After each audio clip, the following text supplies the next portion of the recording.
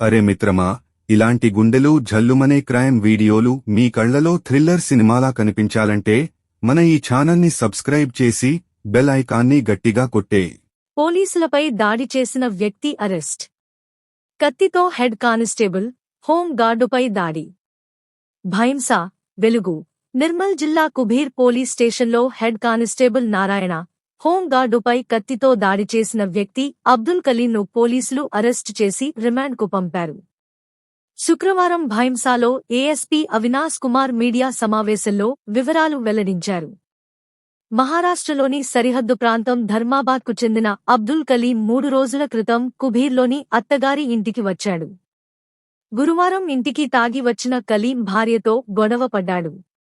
దీంతో భార్య పోలీస్ స్టేషన్లో ఫిర్యాదు చేసి కేసు పెట్టిస్తానని హెచ్చరించింది.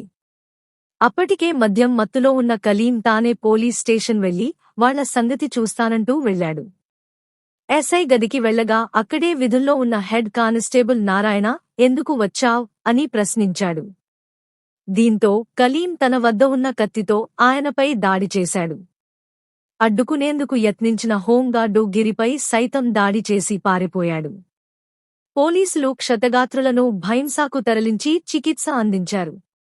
Rural CI Nailu, SI Krishna Reddy నిందితుడి కోసం గాలింపు చేపట్టి అర్ధరాత్రి కుబీర్ శివారులోని ఓ పంట చేనులో దాక్కుని ఉన్న కలీంను అదుపులోకి తీసుకున్నారు.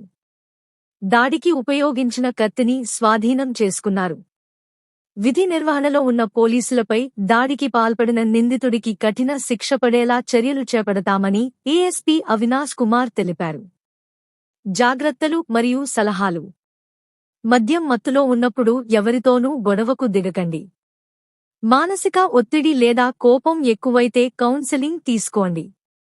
పోలీసులు లేదా అధికారులపై దాడి చేయడం తీవ్రమైన నేరం.